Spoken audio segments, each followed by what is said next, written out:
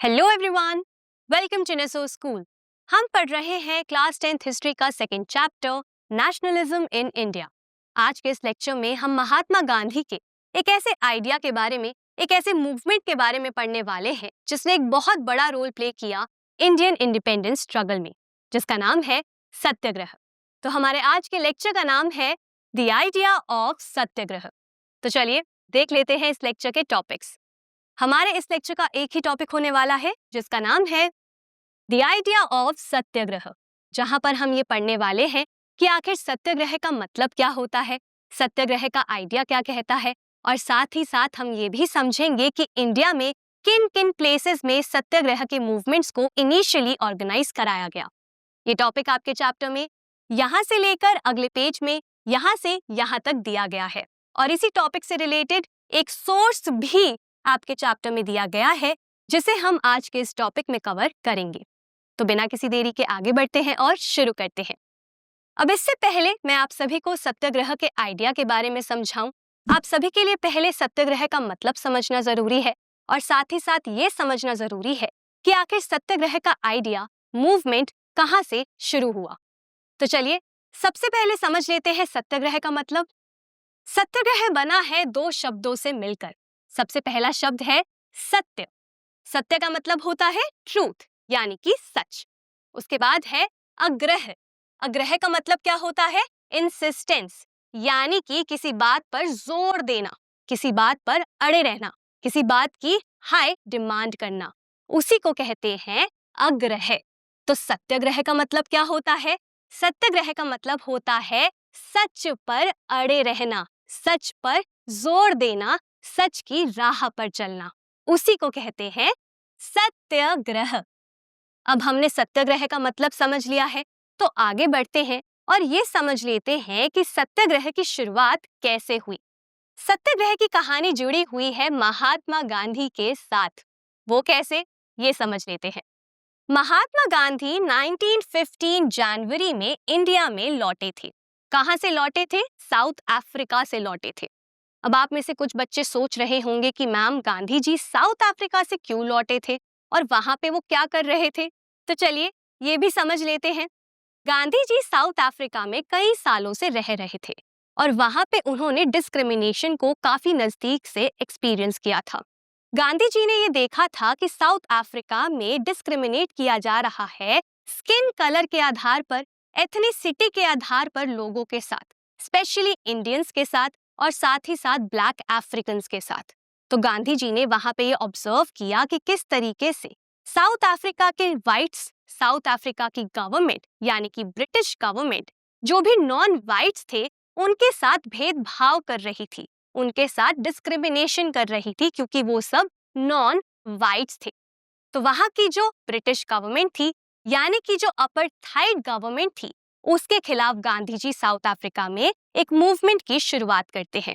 अब यहाँ पर अपार्थाइड गवर्नमेंट का मतलब क्या होता है? अपार्थाइड का मतलब होता है रंग भेद, यानी कि एक ऐसी सरकार जो कि रंग के आधार पर, रेस के आधार पर, मतलब लोगों के स्किन कलर के आधार पर, लोगों के एथनिक बैकग्राउंड के आधार पर उनके साथ डिस्क्रिमिनेशन करती है, उसी सरकार को अपार्थाइड गवर्नमेंट बोला जाता है।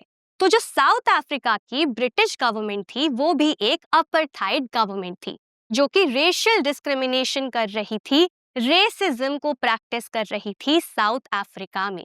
और जब गांधी जी ने ये देखा तो उन्होंने उसके खिलाफ विरोध किया, आवाज उठाई और एक मूवमेंट की शुरुआत करी।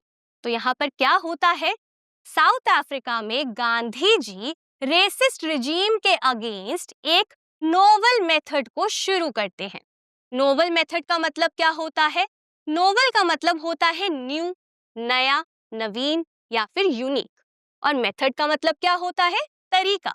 तो यहाँ पर गांधी जी एक नोवेल मेथड को अपनाते हैं of mass agitation. Mass agitation का मतलब क्या होता है? जन आंदोलन। तो गांधी जी एक ऐसे नए तरीके को ढूंढते हैं, खोजते हैं, जिसके थ्रू वो जन आंदोलन की शुरुआत करते हैं और उसी को कहते हैं सत्याग्रह। और यहीं से शुरुआत हो जाती है सत्याग्रह की मूवमेंट की। तो गांधी जी साउथ अफ्रीका में सत्याग्रह की शुरुआत करते हैं, एक मास एजिटेशन करते हैं, किसके खिलाफ? रेसिस्ट रिजीम के खिलाफ। और वहां पर वो सक्सेसफुल भी हो जाते हैं।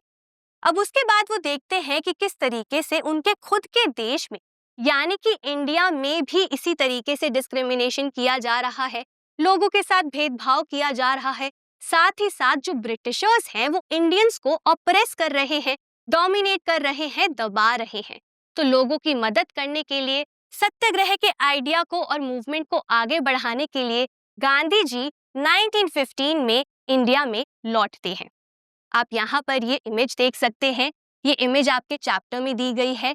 इस इमेज में दिखाया गया है कि किस तरीके से साउथ अफ्रीका के जो इंडियन वर्कर्स थे वो एक मार्च निकालते हैं, जो कि सत्याग्रह का ही एक हिस्सा था। कब? 6 नवंबर 1913 में। तो यहाँ पर हमने ये समझ लिया है कि क्यों गांधी जी इंडिया लौटते हैं और कैसे सत्याग्रह का जो मूवमेंट है वो साउथ अफ्रीका में शुरू होता है। अब ये समझ लेने के बाद आगे बढ़ते हैं और सत्याग्रह के आइडिया को थोड़ा डिटेल में समझ लेते हैं। सत्याग्रह के आइडिया में दो मेन प्रिंसिपल्स आते हैं, दो बेसिक सिद्धांत आते हैं, दो बेसिक प्रिंसिपल्स आते हैं। सबसे पहला प्रिंसिपल या फिर सबसे पहला सिद्धांत क्या कहता है? वो कहता है कि ट्रूथ में पावर होती है, यानी कि सच्चाई में बहुत ज्यादा पावर होती है, ट्रूथ में काफी ज्यादा पावर होती है। तो सच्चाई बलवान होती है, सच बलवान होता है। ठीक है, तो यहाँ पर क्या बोला जाता है? सत्याग्रह में एम्फसाइज किया जाता है, इस बात पर जोर दिया जाता है कि सच में बहुत ज्यादा पावर होती है, सच्चाई में बहुत ज्यादा शक्ति होती है। इसीलिए हमें हमेशा ट्रूथ को सर्च करना चाहिए, ट्रूथ को, सच को खोजना चाहिए। क्यों? क्योंकि ट्रूथ बहुत पावरफुल होता है और इसीलिए हमें हमेशा सच बोलना चाहिए, सच्चाई की राह पर चलना चाहिए, सच्चाई पर जुटे रहना चाहिए, सच्चाई को फॉलो करना चाहिए। तो ये क्या है? सबसे पहला प्रिंसिपल है सत्याग्रह का। दूसरा प्रिंसिपल क्या है? दूसरा प्रिंसिपल ये कहता है कि अगर आपका कॉज, मतलब अगर आपका मुद्दा, अगर आपका इशू ट्रू है, यानी कि सच है, अगर आप सच्चाई के लिए लड़ रहे हैं, सच्चाई के साथ लड़ रहे हैं, और अगर आप स्ट्रगल कर रहे हैं किसके लिए? इनजस्टिस के अगेंस्ट, यानी कि अगर आप अन्याय के अगेंस्ट सच्चाई के साथ लड़ रहे हैं और आपका कॉज भी सच है, तो आपको उस लड़ाई में कभी भी वायलेंस की, हिंसा की जरूरत नहीं पड़ेगी। तो यहाँ पे क्या बोला गया है कि अगर आपका कॉज ट्रू है और अगर आप स्ट्रगल कर रहे हैं अन्याय के अगेंस्ट, तो आपको फिजिकल फोर्स की कभी भी जरूरत नहीं पड़ेगी फाइट करने के लिए, लड़ने के लिए अपने ऑप्रेसर के अगेंस्ट। अब यहाँ पर ऑप्रेसर का मतलब क्या हुआ? ऑप्रेसर का मतलब हुआ वो व्यक्ति जो कि आप पर जुल्म करता है, जो आपको दबाता है, उसी को बोला गया है ऑप्रेसर। तो यहाँ पर बोला जाता है कि अगर आपका कॉज ट्रू है, अगर आप इनजस्टिस के अगेंस्ट लड़ रहे हैं, सच्चाई के साथ लड़ रहे हैं, सच्चाई की राह पर चल रहे हैं, तो आपको फिजिकल फोर्स की जरूरत नहीं है, वायलेंस की जरूरत नहीं है। आप हमेशा नॉन वायलेंस को ही यहाँ पर फॉलो कीजिए, हिंसा को नहीं, अहिंसा को फॉलो कीजिए। ठीक है, तो ये है दूसरा सिद्धांत, दूसरा प्रिंसिपल सत्याग्रह का। और ऐसा क्यों बोला जाता है कि आपको फिजिकल फोर्स की जरूरत नहीं है? क्योंकि सच्चाई में इतनी शक्ति है, सच में इतनी पावर है कि उसी के आधार पर आपको जीत हासिल हो जाएगी और आपको हिंसा की जरूरत कभी भी नहीं पड़ेगी। तो आप परसुएशन के थ्रू, यानी कि आप सामने वाले को मना सकते हैं, उससे प्यार से बात कर सकते हैं, साइलेंट मूवमेंट कर सकते हैं, लेकिन हिंसा का प्रयोग आपको कभी भी नहीं करना चाहिए। तो यहाँ पर आपके वेपन क्या होंगे? Truth and non violence. तो यहाँ पर सत्याग्रह का आइडिया क्या कहता है कि सच को फॉलो कीजिए और नॉन वायलेंस को फॉलो कीजिए, हिंसा को कभी भी फॉलो नहीं करना चाहिए। ठीक है, तो ये है बेसिक आइडिया सत्याग्रह का। अब आगे बढ़ते हैं और समझ लेते हैं आगे क्या लिखा है। गांधी जी का ये मानना था कि जो एक ट्रू सत्याग्रही होता है, सत्याग्रही का मतलब क्या हुआ? वो व्यक्ति जो कि सत्याग्रह को फॉलो करता है, जो कि सत्याग्रह मूवमेंट को आगे बढ़ाता है।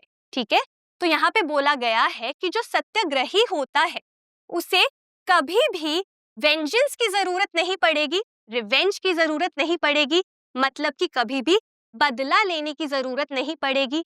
साथ ही साथ उसे कभी भी अग्रेसिव होने की, गुस्सा होने की जरूरत नहीं पड़ेगी, फोर्स करने की जरूरत नहीं पड़ेगी बैटल को जीतने के लिए। ठीक है, वो नॉन वायलेंस के थ्रू भी बैटल को जीत सकता है। एक सत्याग्रही अपनी बैटल को नॉन वायलेंस के थ्रू भी जीत सकता है। उसे वेंजेंस की जरूरत नहीं है, उसे अग्रेशन की जरूरत नहीं है। और ऐसा क्यों बोला गया है? क्योंकि यहाँ पर ये माना गया है कि आप अपील के थ्रू भी अपने ऑप्रेसर को मना सकते हैं। अपील करने का मतलब क्या हुआ यहाँ पे कि आप अपने ऑप्रेसर से बातचीत करके, उनसे रिक्वेस्ट करके, उन्हें मनाकर भी उनका मन बदल सकते हैं। ठीक है, आप उनके कॉन्साइंस को जगा सकते हैं। कॉन्साइंस का मतलब क्या हुआ? आप उनके अंतर मन को जगा सकते हैं, अंतरात्मा को जगा सकते हैं। आप उनको ये महसूस करा सकते हैं कि आप सही हैं और वो गलत। आप उनके मन को बदल सकते हैं, उनके ओपिनियन को बदल सकते हैं, प्रेम के साथ, प्यार के साथ, समझाने के थ्रू, लॉजिक के थ्रू भी। ठीक है, तो इसीलिए यहाँ पे बोला गया है कि रिवेंज की जरूरत नहीं है, अग्रेशन की जरूरत नहीं है, फोर्स की या हेट्रेड की, नफरत की भी जरूरत नहीं है। आप अपील के थ्रू भी ऑप्रेसर के कॉन्साइंस को जगा सकते हैं, उसे बदल सकते हैं और बैटल को जीत सकते हैं। यहाँ पे गांधी जी का कहना था कि हर एक व्यक्ति, चाहे वो ऑप्रेसर क्यों ना हो, अगर आप उसे परसुएड करेंगे, यानी कि अगर आप उसे मनाएंगे, तो आप जीत सकते हैं अपने बैटल को। आपको यहाँ पर क्या करना होगा? एक सत्याग्रही को क्या करना होगा? उसे ऑप्रेसर को परसुएड करना होगा, मनाना होगा इस तरीके से ताकि वो खुद से सच्चाई को देख सके, ताकि वो खुद से ट्रूथ को देख सके। आपको कभी भी किसी को फोर्स नहीं करना है कि वो आपके सच को अपनाए या फिर आपके सच को वो एक्सेप्ट करे। आपको सामने वाले को ये एहसास दिलाना है, ये महसूस करवाना है कि वो खुद से ही सच को देखे, खुद से ही सच को एक्सेप्ट करे। फोर्सफुली, जबरदस्ती आप कभी भी किसी से कुछ भी नहीं मनवा सकते, क्योंकि वो गलत है। आप ये नहीं बोल सकते कि क्योंकि हमारी ये डिमांड है तो आप इस डिमांड को पूरा करिए, वरना हम आपके साथ हिंसा करेंगे। वो गलत है। आपको सामने वाले को मनाना होगा, उसे कन्विंस करना होगा, उसके मन को बदलना होगा और ये कोशिश करनी होगी कि वो खुद से एक्सेप्ट करे आपके ट्रूथ को, आपकी डिमांड्स को। और वही असली सत्याग्रही की पहचान है। और यहाँ पे परसुएट कैसे किया जाता था, कैसे मनाया जाता था, कैसे मूवमेंट्स में किस तरीके से एक्शंस किए जाते थे कि सामने वाले का मन बदले। यहाँ पर साइलेंटली रैलीज निकाली जाती थी, प्रोसेशंस यानी कि लोग मार्च करते थे। कई बार लोग खुद को नुकसान भी पहुंचाते थे, सेल्फ हार्म करते थे, जैसे कि हड़ताल करना, भूखे रहते थे कई दिनों तक ताकि सामने वाले का मन पिघल जाए, सामने वाले का ओपिनियन बदल जाए, वो डिमांड्स को मान ले, वो सच को देख ले, क्योंकि उसका मन परिवर्तन हो गया। तो इस तरीके से परसुएट करने की कोशिश करी जाती थी सत्याग्रह मूवमेंट्स में। ठीक है, अब यहाँ पर गांधी जी आगे क्या कहते हैं कि अगर आप ये सब स्ट्रगल कर लेते हैं, सच्चाई को फॉलो करते हैं, नॉन वायलेंस को फॉलो करते हैं, इनजस्टिस के खिलाफ अगर आप सच्चाई के साथ, नॉन वायलेंस के साथ लड़ते हैं, तो उस स्ट्रगल के बाद आपकी जीत हमेशा निश्चित है। क्यों? क्योंकि ट्रूथ की, सच की हमेशा जीत होती है। ट्रायम्फ का मतलब क्या होता है? कि सच्चाई की हमेशा जीत होती है। सच हमेशा आखिर में जीतता ही जीतता है। तो महात्मा गांधी यहाँ पर क्या कहते हैं कि अगर आप स्ट्रगल करते हैं इस तरीके से, अगर आप पीसफुली, शांति से सच्चाई की राह पर चलते हैं, अगर आप नॉन वायलेंस को फॉलो करते हैं, इनजस्टिस के खिलाफ अच्छे से लड़ते हैं, बिना वायलेंस के लड़ते हैं, तो आपकी हमेशा जीत ही होगी। महात्मा गांधी इस बात पर भी बिलीव करते थे कि नॉन वायलेंस एक धर्म है, मतलब कि एक कर्तव्य है। और ये एक ऐसा धर्म है, एक ऐसा कर्तव्य है जिसको अगर सब लोग फॉलो करेंगे तो सोसाइटी में यूनिटी आएगी। तो ये एक ऐसा धर्म है, नॉन वायलेंस एक ऐसा धर्म है जो कि सभी इंडियंस को यूनाइट कर सकता है, साथ में लेकर आ सकता है। कैसे साथ में ला सकता है? अगर सोसाइटी में लोगों के अंदर हेट्रेड ही नहीं होगा, एक दूसरे के लिए कोई भी नफरत की भावना नहीं होगी, अगर वो वायलेंस का यूज नहीं करेंगे, फोर्स का यूज नहीं करेंगे, अग्रेशन नहीं दिखाएंगे, तो सब लोग साथ में मिलकर ही रहेंगे। इसीलिए वो कहते हैं कि नॉन वायलेंस एक ऐसा धर्म है, एक ऐसा कर्तव्य है जो हर एक व्यक्ति को निभाना चाहिए, क्योंकि उसी की मदद से सोसाइटी में यूनिटी बनी रहेगी।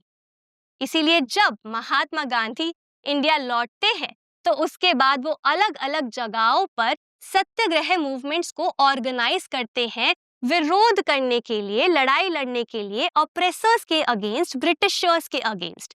सत्याग्रह मूवमेंट्स के थ्रू वो कोशिश करते हैं कि नॉन वायलेंस के थ्रू और साथ ही साथ सच्चाई की मदद से वो यहाँ पर जीत हासिल कर सके, और सत्याग्रह मूवमेंट्स में वो सक्सेसफुल भी रहते हैं। तो अब हमने यहाँ पर समझ लिया है कि सत्याग्रह का आइडिया क्या था और किस तरीके से महात्मा गांधी ने सत्याग्रह को शुरू किया था साउथ अफ्रीका में, और वो कैसे इन मूवमेंट्स को, इन आइडियाज को इंडिया में लेकर आए। अब ये समझ लेने के बाद आगे बढ़ते हैं और ये पढ़ लेते हैं कि किन किन प्लेसेस में इनिशियली सत्याग्रह मूवमेंट्स को महात्मा गांधी जी ने ऑर्गेनाइज किया। सबसे पहला इंडिया में जो सत्याग्रह मूवमेंट हुआ था वो हुआ था 1917 में। कहां पर? चंपारण, बिहार। तो बिहार में चंपारण में सबसे पहला सत्याग्रह मूवमेंट ऑर्गेनाइज किया गया था महात्मा गांधी द्वारा 1917 में। और ये मूवमेंट क्यों किया गया था? किसानों के लिए किया गया था। किसके खिलाफ किया गया था? ऑप्रेसिव प्लांटेशन सिस्टम के खिलाफ किया गया था। अब ये ऑप्रेसिव प्लांटेशन सिस्टम क्या था, किसके अगेंस्ट ये सत्याग्रह मूवमेंट शुरू हुआ था, ये समझ लेते हैं। चंपारण के अंदर ब्रिटिशर्स फार्मर्स को, किसानों को फोर्स कर रहे थे, जबरदस्ती कर रहे थे उनके साथ कि वो इंडिगो की प्लांटेशन करें, यानी कि वो नील की प्लांटेशन करें, नील को उगाएं। अब जो किसान थे वो इंडिगो को नहीं उगाना चाहते थे, वो उसकी प्लांटेशन नहीं करना चाहते थे, क्योंकि अगर आप इंडिगो को कहीं पे उगाते हैं तो उसके बाद आपकी जो जमीन है वो बहुत खराब हो जाती है, वो कमजोर पड़ जाती है। तो कई सालों तक आप उस जमीन के ऊपर अच्छे से कोई अनाज नहीं उगा सकते। तो इससे बहुत ज्यादा नुकसान होता था फार्मर्स को, किसानों को। इसीलिए किसान जो थे वो खिलाफ थे इस बात के। वो नहीं चाहते थे कि इंडिगो को प्लांट किया जाए उनकी जमीनों पर। लेकिन ब्रिटिशर्स का खुद का फायदा था, वो उस इंडिगो को बेचते थे। इसीलिए यहाँ पे वो फोर्स करते हैं, एक ऐसे सिस्टम को लेकर आते हैं जिसमें वो कहते हैं कि आपको कुछ परसेंट उगाना ही पड़ेगा इंडिगो अपनी जमीनों के ऊपर। अब इंडिगो के बदले वो उन्हें अच्छे से प्राइस भी नहीं देते थे, दाम भी नहीं देते थे। इसीलिए बहुत ज्यादा नुकसान हो जाता था किसानों को। तो यहाँ पर उसी सिस्टम के खिलाफ सत्याग्रह मूवमेंट को ऑर्गेनाइज किया जाता है और ये मूवमेंट सक्सेसफुल भी रहता है। इसके बाद अगला मूवमेंट होता है सत्याग्रह का, कहां पर? खेड़ा, गुजरात में। कब? 1917 में। अब यहाँ पर मैं आपको एक इंफॉर्मेशन देना चाहती हूँ। आपके चैप्टर में वैसे तो लिखा है कि 1917 में खेड़ा, गुजरात में सत्याग्रह मूवमेंट को ऑर्गेनाइज किया गया था महात्मा गांधी जी द्वारा, लेकिन ये सच नहीं है। 1917 में वहां के जो फार्मर्स थे, जो किसान थे, उन्होंने थोड़ा सा अगेंस्ट जाना शुरू कर दिया था, स्ट्रगल्स कैरी करने शुरू कर दिए थे। लेकिन महात्मा गांधी जी ने सत्याग्रह मूवमेंट को खेड़ा में ऑर्गेनाइज किया था 1918 में। ठीक है, लेकिन क्योंकि आपके चैप्टर में 1917 लिखा है, इसलिए मैंने भी यहाँ पर 1917 ही लिखा है, क्योंकि शायद आपके एग्जाम में भी आपको वही लिखना होगा। ठीक है, इसीलिए 1917 यहाँ पे लिखा गया है, लेकिन महात्मा गांधी जी ने 1918 में ऑर्गेनाइज किया था सत्याग्रह मूवमेंट को खेड़ा, गुजरात में। अब खेड़ा में क्यों हुआ था सत्याग्रह मूवमेंट, ये समझ लेते हैं। यहाँ पर भी किसानों के लिए ही ये मूवमेंट किया गया था। आप सभी को याद होगा, हमने पिछले लेक्चर में ये पढ़ा था कि किस तरीके से इंडिया में 1918 एंड 1919 के दौरान क्रॉप फेलियर्स हो गए थे, जो फसल थी वो खराब हो गई थी। करेक्ट? तो ये वही समय था, क्रॉप जो था वो फेल हो गया था, जिसके वजह से जो किसान थे वो बहुत ज्यादा परेशान थे, उनकी कमाई भी नहीं हो पा रही थी, उनके क्रॉप भी फेल हो चुके थे। साथ ही साथ इस दौरान गुजरात के अंदर प्लेग की बीमारी, जो एपिडेमिक था, वो भी बहुत ज्यादा फैल रहा था, जिसके वजह से कई लोगों की जान भी जा रही थी। तो प्लेग की वजह से और साथ ही साथ क्रॉप फेलियर की वजह से पेजेंट्स जो थे, किसान जो थे, वो बहुत ज्यादा परेशान हो चुके थे। अब उसके ऊपर ब्रिटिशर्स क्या चाहते थे? ब्रिटिशर्स चाहते थे कि अभी भी इतना नुकसान होने के बाद भी, इकोनॉमिक हार्डशिप के बाद भी, कठिनाइयों के बाद भी, जो किसान हैं वो ब्रिटिशर्स को रेवेन्यू दे, यानी कि टैक्सेस दे, यानी कि लगान दे। अब पेजेंट्स के पास पैसे ही नहीं थे तो वो रेवेन्यू कहाँ से देते? तो वो डिमांड कर रहे थे कि रेवेन्यू कलेक्शन को रिलैक्स कर दिया जाए, रोक दिया जाए, खत्म कर दिया जाए कुछ समय के लिए, क्योंकि उनके पास पैसे नहीं है, क्योंकि उनकी कोई कमाई ही नहीं है। तो यहाँ पर उसी के अगेंस्ट, रेवेन्यू कलेक्शन के अगेंस्ट यहाँ पे सत्याग्रह मूवमेंट को ऑर्गेनाइज किया गया था। तो ये हो गया दूसरा मूवमेंट और ये भी सक्सेसफुल रहा। अब आता है तीसरा सत्याग्रह मूवमेंट। वो कहाँ हुआ था? वो भी गुजरात में हुआ था। कहाँ पर? अहमदाबाद में। तो तीसरा मूवमेंट हुआ था कहाँ पर? अहमदाबाद में 1918 में। अब अगर मैं टाइमलाइन की बात करूं तो अहमदाबाद में सत्याग्रह मूवमेंट पहले हुआ था और खेड़ा में उसके बाद हुआ था। लेकिन आपके चैप्टर में इसी ऑर्डर में दिया गया है तो मैंने भी यहाँ पर इसी ही ऑर्डर में लिखा है। तो 1918 में महात्मा गांधी ने अहमदाबाद में भी ऑर्गेनाइज किया था सत्याग्रह मूवमेंट, और ये जो मूवमेंट था ये किया गया था कॉटन मिल वर्कर्स के लिए। मतलब कि जो मिल में मजदूर काम करते थे, कॉटन मिल में जो मजदूर काम करते थे, उनके लिए यहाँ पे सत्याग्रह मूवमेंट को ऑर्गेनाइज किया गया था। क्यों किया गया था? आप सबको याद होगा, पिछले लेक्चर में हमने ये पढ़ा है कि किस तरीके से 1918 में जब वॉर चल रही थी, फर्स्ट वर्ल्ड वॉर चल रही थी, खत्म होने वाली थी, उस दौरान इंडिया में महंगाई बहुत ज्यादा बढ़ गई थी शॉर्टेज की वजह से, राइट? तो प्राइसेस जो थे सामान के वो डबल हो चुके थे। तो यहाँ पे मिल वर्कर्स ये चाहते थे, मजदूर ये चाहते थे कि उनकी सैलरीज को बढ़ा दिया जाए। क्यों बढ़ा दिया जाए? ताकि उनके पास थोड़े और पैसे आए और वो प्रोडक्ट्स को, गुड्स को, फूड को खरीद सके, क्योंकि महंगाई तो डबल हो चुकी थी। इसीलिए यहाँ पे वो डिमांड करते हैं ज्यादा सैलरी की। जब ब्रिटिशर्स ये बात नहीं मानते हैं तो सत्याग्रह मूवमेंट को यहाँ पे ऑर्गेनाइज किया जाता है और ये मूवमेंट भी सक्सेसफुल रहता है। तो ये थे वो 3 इनिशियल मूवमेंट्स जो कि इंडिया में ऑर्गेनाइज किए गए महात्मा गांधी द्वारा।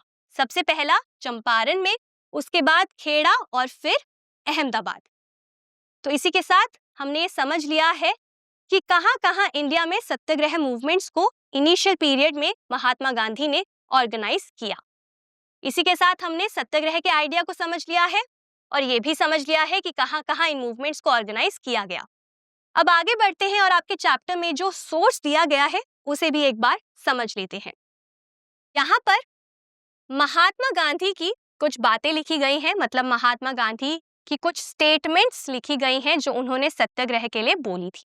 ठीक है, यहाँ पर महात्मा गांधी ने कहा था कि सत्याग्रह को पैसिव रेजिस्टेंस बोला जाता है। पैसिव मतलब कि इनएक्टिव और रेजिस्टेंस मतलब कि विरोध। तो सत्याग्रह को पैसिव रेजिस्टेंस बोला जाता है और ये समझा जाता है कि ये जो पैसिव रेजिस्टेंस है ये सिर्फ कमजोर लोगों के लिए है, वीक लोगों के लिए है। लेकिन गांधी जी यहाँ पे क्या कहते हैं कि ये सच नहीं है, ऐसा नहीं है। इनफैक्ट सत्याग्रह कमजोर लोगों के लिए नहीं लेकिन स्ट्रॉन्ग लोगों के लिए होता है। इसीलिए सत्याग्रह पैसिव नहीं लेकिन एक्टिव होता है, एक्टिव रेजिस्टेंस होता है। ऐसा क्यों? क्योंकि सत्याग्रह के लिए आपको कंट्रोल की जरूरत है। सत्याग्रह में एक सत्याग्रही को अपने आप को कंट्रोल करना पड़ता है, अपने एक्शंस को कंट्रोल करना पड़ता है, अपने वर्ड्स को, अपने गुस्से को कंट्रोल करना पड़ता है, उसे टॉलरेंट बनना पड़ता है, उसे पेशेंट बनना पड़ता है, जो बहुत ज्यादा मुश्किल होता है और एक कमजोर व्यक्ति वो नहीं कर सकता। इसीलिए वो कहते हैं कि ये पैसिव रेजिस्टेंस नहीं है, ये एक्टिव रेजिस्टेंस है। उसके बाद वो कहते हैं कि सत्याग्रह में फिजिकल फोर्स को हम यूज नहीं करते हैं, हम कभी भी किसी दूसरे को तकलीफ नहीं पहुंचाते हैं, दूसरे को पेन नहीं देते हैं, उसे डिस्ट्रॉय करने की कोशिश नहीं करते हैं, किसी के भी मन में कुछ बुरा नहीं होता है दूसरे के लिए। और इसी वजह से सत्याग्रह क्या है? वो एक प्योर सोल फोर्स है कि हमारी आत्मा के अंदर ही सच्चाई है, नॉन वायलेंस का आइडिया है। इसीलिए हम सच्चाई की राह पर हमेशा चलते हैं और फोर्स का इस्तेमाल नहीं करते हैं, और इसीलिए इसे बोला जाता है सत्याग्रह।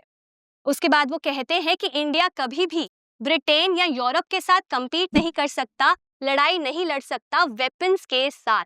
क्यों? क्योंकि ब्रिटेन जो है वो वॉर गॉड को वर्शिप करता है, लेकिन इंडियंस जो हैं वो नॉन वायलेंस को फॉलो करते हैं। वो नॉन वायलेंस को एक धर्म के तरह देखते हैं, वो नॉन वायलेंस को एक रिलीजन के तरह फॉलो करते हैं। इसीलिए वेपन्स के साथ हम कभी भी ब्रिटेन या यूरोप के साथ लड़ नहीं सकते, क्योंकि हम सत्याग्रह को फॉलो करते हैं। तो यहाँ पर यही कुछ बातें लिखी गई हैं जो महात्मा गांधी ने सत्याग्रह के लिए बोली थी। तो इसी के साथ हमारा आज का ये टॉपिक, जिसका नाम था द आइडिया ऑफ सत्याग्रह, यहीं पर खत्म होता है। मैं उम्मीद करती हूँ ये टॉपिक आपको अच्छा लगा होगा और अच्छे से समझ भी आया होगा। आज के लिए बस इतना ही। अब मैं मिलूंगी आपसे अगले लेक्चर में एक नए और इंटरेस्टिंग टॉपिक के साथ। Thank you.